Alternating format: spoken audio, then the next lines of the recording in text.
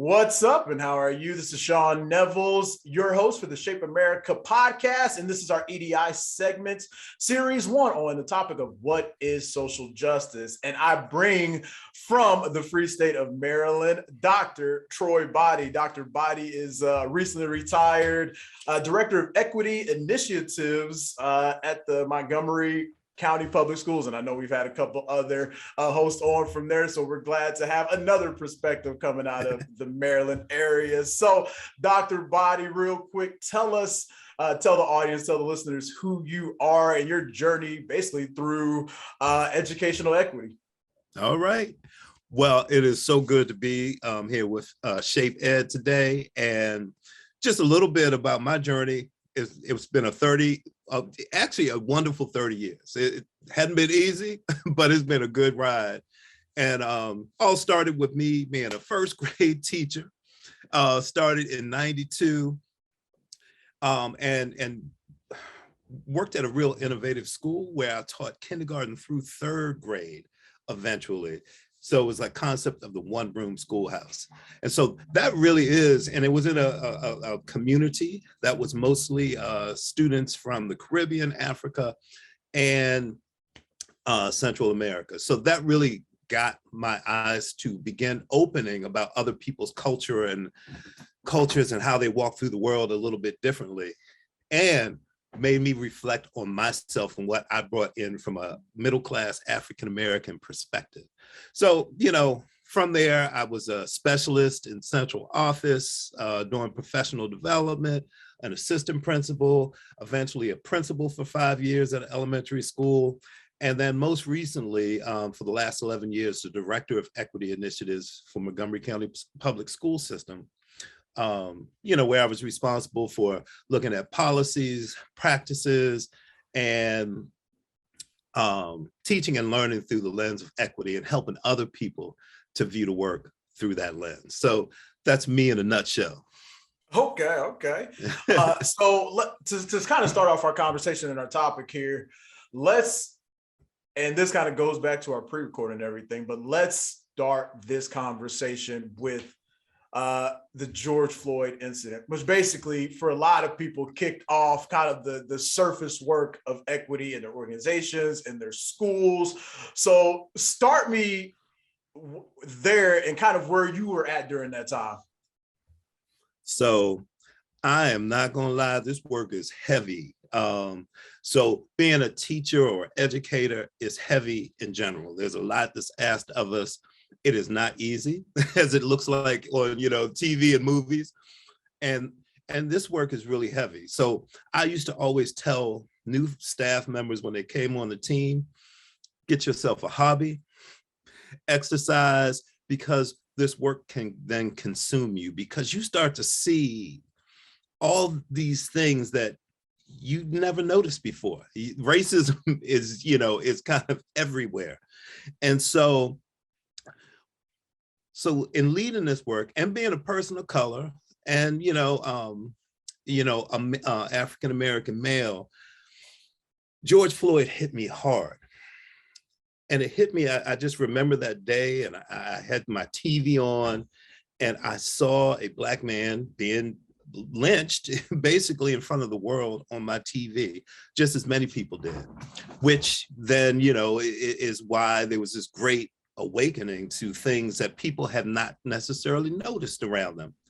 And so I'm watching this, trying to process what am I seeing? I couldn't watch the whole thing. I just felt some kind of way. Then my phone started blowing up. My phone was ringing, it was buzzing, it was vibrating, it was smoking. There was just so many messages coming through, because again, as a director of equity, people look at people in my position or in any leadership position. And when I say leader, it's not necessarily, you don't have to have a formal title of being a leader. I think we all are in whatever sphere of influence that we have. So I say we all are leaders. In this case though, everybody was looking, what are we gonna say? What messages are we gonna send out? What are we gonna do to support principals and having these conversations, talking about this with their staff and all these questions, and I'm still trying to process what I saw. And so for 2 weeks, of course, you know, you get called to action, you put things in place. We organized, we collaborated with another office, the Restorative Justice Office, created a space for administrators, because we were still on Zoom at that time, working remotely. And so we created spaces for folks to drop in, leaders to drop in throughout the day, and kind of came up with a process that they could then use with their staff to have conversations. And so this just went on, and you know, we reaffirmed our commitment to the work. And it wasn't until 2 weeks later that I just broke down, because I finally had, you know, put enough things in place. We had put enough things in place so that everybody else was all right. But I wasn't, because I hadn't had time to process what I saw for myself. And like to this day, I've only watched a small portion of that video because I can't sit through it. It just brings up so many things. One of them being my grandfather was killed by a white drunk driver, leaving my father to have to take care of his mother and his 3 sisters, you know. And so hearing those stories and then seeing those images, it's just a lot to process. And so I say this work is heavy because I had to carry that as a person of color, seeing this deep injustice go on as an African-American male, because that could have been me, my cousin, my brother, you know, a friend, somebody I didn't know, like George Floyd. And so it does take a mental and emotional toll. So just a tip to anybody who engages in this work, no matter how large or small, you gotta, you know, you have to be able to walk away from it and give yourself space and give yourself permission almost not to think about it, because you need that to stay socially, emotionally well. Right. And now one thing you said once you first saw that and your phone started blowing up is that you had to have a call to action. And for, once again, you know, for a lot of organizations, you know, businesses, school systems, districts, and things like that, once they saw that video, which by the way, I saw all 8 minutes, you know, 8 minutes, 46 seconds. And you're right, I'll never do it again, because it is very traumatic for anybody to see that, to witness that. But, you know, you said that, you know, you had to have a call to action. And one of the things a lot of people did create statements, did a lot of this surface work. But, you know, one thing you kind of hint to is a lot of that is superficial. So, you know, started from there, where do we all go from there? So that emotional response to seeing that level of humanity in your face, because a lot of times we can pretend like these things don't happen. Beverly Daniel Tatum talks about, she uses the imagery of the moving sidewalk, how pretend you're at the airport and you're on a moving sidewalk trying to get to your gate to get to your plane. And so many of us just go along. We let the moving sidewalk push us forward. We just go, we don't think about it. So that's kind of passive racism. So it's happening around us. Like I said, your eyes, the more you do this work, the more your eyes open up to all these different things that go on around you, and you make these new connections. But many of us just are on this moving sidewalk.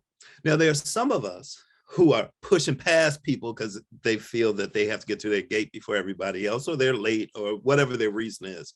That's an active racist.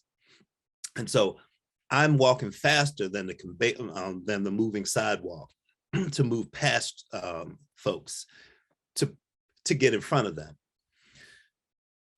She then goes on to describe that it's not until we turn around and go in the reverse direction and start interrupting these patterns and helping people to see what's going on around them that we become anti-racist.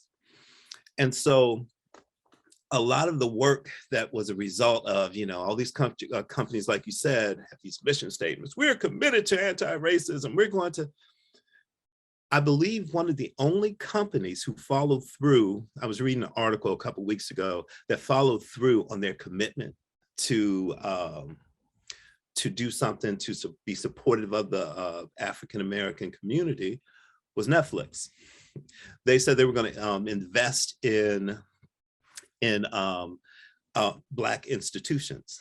And so they invested money into Black banks. And I believe they also committed to having more diverse, entertainment shows, movies, and bringing on more diverse producers and directors and actors and actresses. So they're one of the only companies that kind of followed through with what they said they were going to do. School systems do that all the time. Every school system, I'm sure yours did, sent out a message talking about their commitment to creating a safe space for all students, and that racism will not be tolerated. That's great, but that is just like, we think about a couple of years ago when they were removing all those statues around the country from the Confederacy. Okay, I don't want to necessarily have to walk by this person who has a statue to them that tried to oppress people that look like me every day. But by removing it, have you changed the laws? Have you changed policies and practices that will actually impact my life and improve conditions for people who have been oppressed for far too long? Because if you haven't done that, taking down the statue is a symbolic gesture.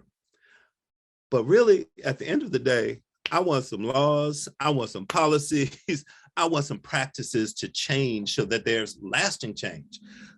That's only here for a moment. So those statements that everybody made, including school systems, were superficial unless they really did the deep work of looking at, so what is the experience of people of color and other marginalized people in our school system, in our schools, in our classrooms? What are those experiences? And what do we do to make sure that we level the playing field so that all of our kids, all of our families, staff included too, have an experience that produces equitable outcomes, whether it be achievement, advancement, if we're talking about employees, engagement, if we're talking about families. Are we really doing that work? Because that gets down to the deeper levels of social justice. And then we got to hold up the mirror and look in it, where are those beliefs coming from? Because all these rules and laws and practices, policies, procedures come from a place. So is it from a place that we see people of color being deficit and white people being held up, being superior?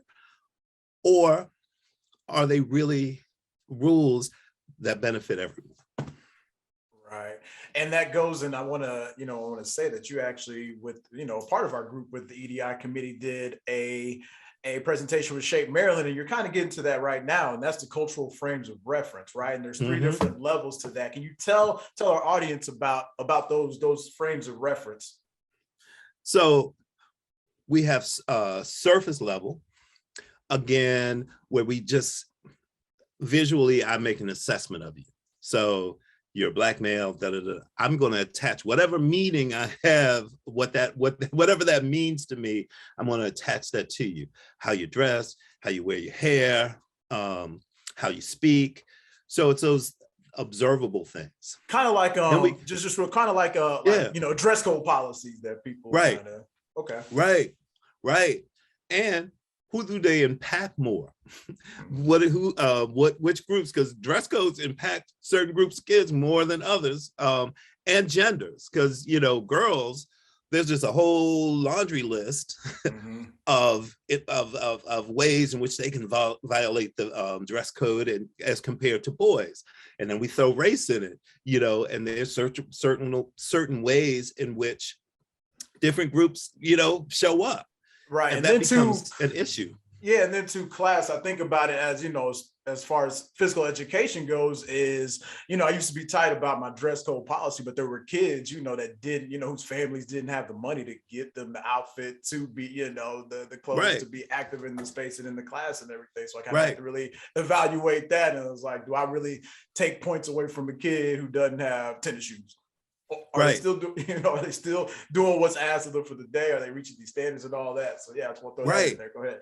And that's the work we have to do at the individual level. So, I'm talking from system to down to classroom. So that's the individual work. So reflecting on your space and what you have control over. You have control over that. And you, in your case, in your example, you took control over that in your space. Because really, I don't care what kind of shoes you have on, as long as you're not going to hurt yourself. Or and I can, as an educated person, I can adapt whatever the thing is so that you can engage at some level and get and demonstrate your understanding, because at the end of the day, isn't that what teaching and learning is about? Not necessarily what you wear. I mean, there is a safety factor, so I'm not saying not to ignore that, but if you can accommodate and adapt or give another opportunity. Okay, so it's not safe for you to do this today, but next time I see you, I'm gonna give you opportunity to make this up. Now I'm being responsive. So then when we talk about those lenses, the next level down is shallow. And that's kind of how we interact. And so just referencing Beverly Daniel Tatum's book again, she has a book called Why Do All the Black Kids Sit Together in the Cafeteria? Great book. And we used to joke when I was a principal, because all the Black principals would sit together at the table, at some tables, or principals of color. And people would probably, and oftentimes people would look, but we interact in certain ways and we don't get to see each other every day. There's not enough of us. So when we get in spaces where we can be together and interact and just put it out there the way we put it out, we seize upon that moment. And so the second level is, and some people can be intimidated by that, but the real meaning is not that we're not trying to associate with other people. It's that we don't get a chance to associate together professionally because there are not as many of us. And so those interactions and understanding that becomes, it's helping people grow their understanding of deeper culture. Kids that's, I'm sure we have a huge, English language student population who's learning English. English isn't their first language. And so I just remember as a teacher, some of my colleagues, like, you can't speak Spanish they would yell at the kids for speaking Spanish or speaking their indigenous language to one another in a way to support a student who is new to the country. And it used to just blow my mind. It's like, what does it matter? The student is trying to help the other student understand what you're asking them to do. And so again, that surface level shallow level understanding, those interactions. And then we have the deep beliefs. Deep culture is where we talk about, this is where our beliefs come from, like about religion, about how we are supposed to be in the world, gender norms, all those different things come from deep culture. And so even though we typically start at the surface, it's really like, I always think we probably should start at deep culture, because that really builds upon what your deep culture is, builds upon influences how you interact and then how you see other people. So those are like our deep-seated beliefs and the root of equity or inequities in our society. I might share it. I'm sitting here looking at the presentation that you all did for Shape Maryland. I think it was July 9th. It's kind of the date here, but some of the things, kind of at that deep root level that I'm seeing, is cooperation, decision-making, connection with nature, a concept of a high power and spirituality, definition of family, fairness, notions of fairness, kind of some of those ideas and, big ideas around that deep level you're talking about. And child rearing is a big one too, because that really impacts, you think about like education, and teacher lounge talk, how we talk about how other people rear their kids, and usually in a derogatory way, and usually in a racialized way. The language may not be always racialized because we like to nice it up.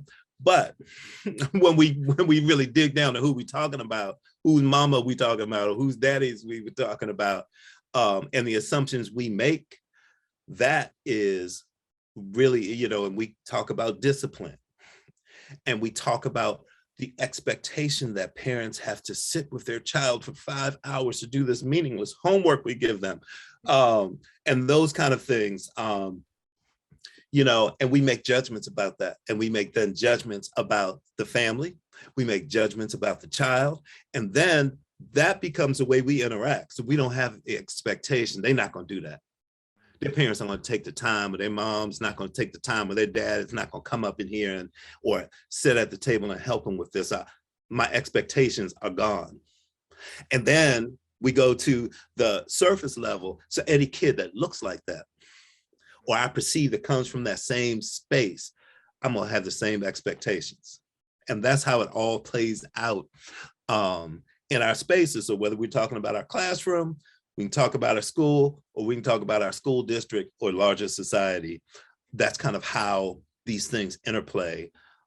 And why we have to really interrupt ourselves, so that like the idea of critical reflection, which is, because this work is inside out, it starts with you. And so understanding who you are and how you show up and how you develop those deep beliefs, that worldview that you bring to your classroom, because that's what we bring. I bring myself to the classroom. So whatever, for better or for worse, that's what I bring to my space, and that's how I teach, and that's how I interact with kids, and that's how I develop my expectations.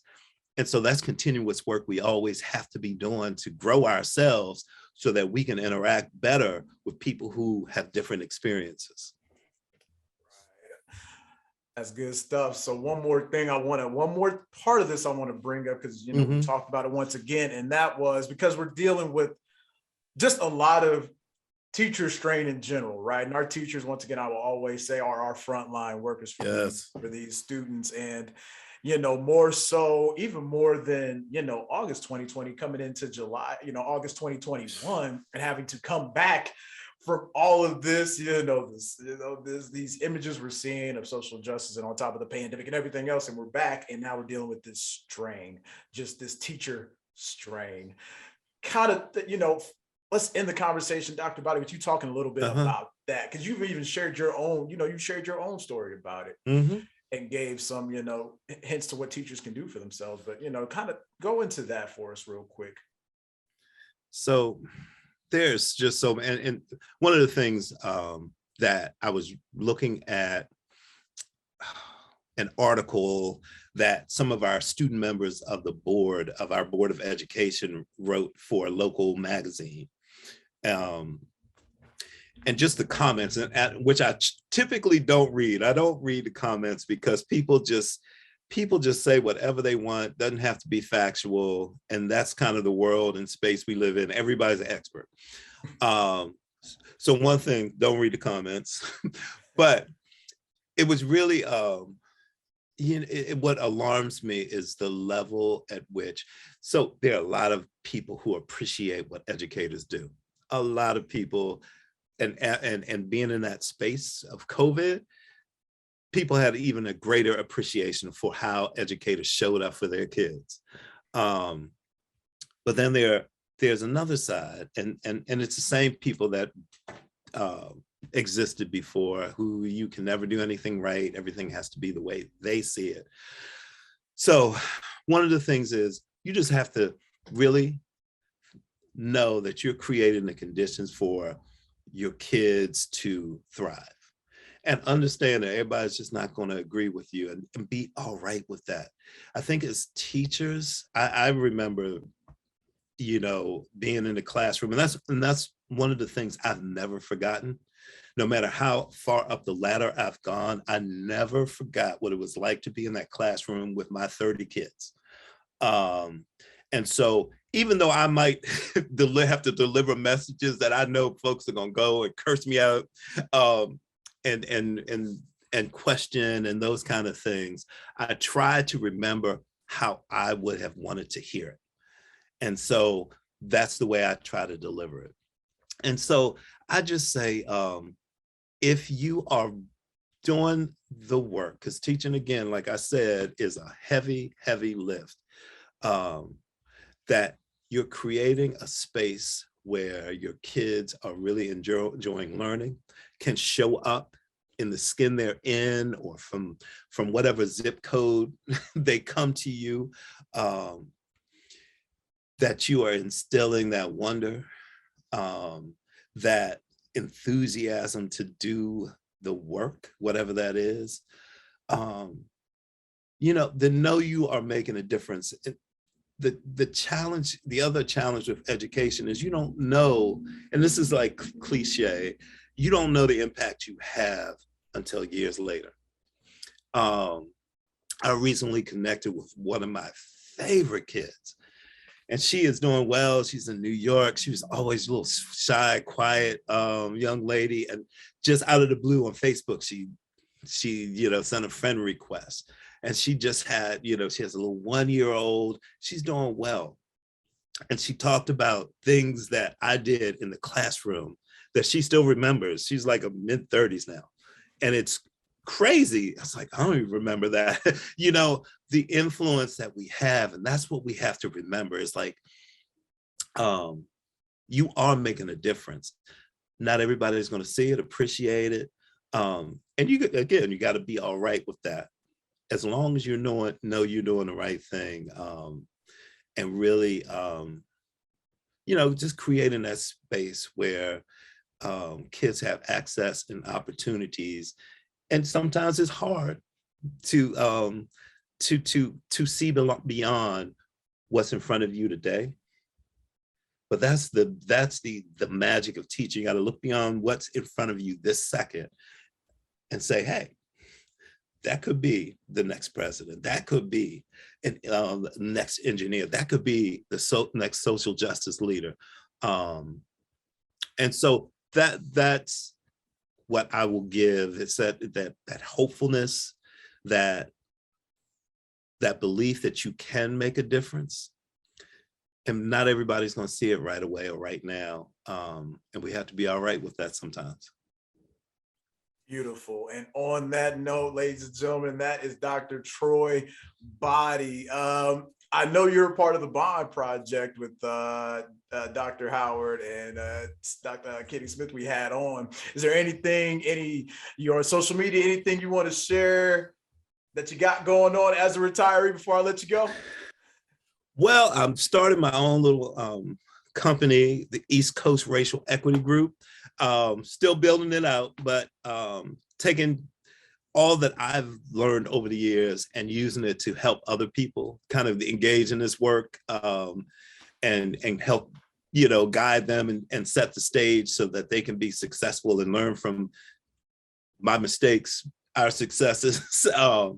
And so that's in the works. So just kind of be on the lookout for that. And, just a couple other little projects that we have going on. So it's a fun time to be able to kind of do the work in a way in which, I can kind of go places that I want to go. Hey, that means you ain't really retired there. You out there still doing the work even as a retiree. So thank you, Dr. Troy Boddy, for being on. We'll actually share a little part that you shared with us with the East Coast Racial Equity Group, also that Shape Maryland presentation. And then you also threw a book recommendation in there. I caught it. So we're going to make sure we pop that on for our listeners. All right. Check out a lot of resources and tools. Thank you, Dr. Troy Boddy. And as he stated, for those listening, please, as you do this work, take care.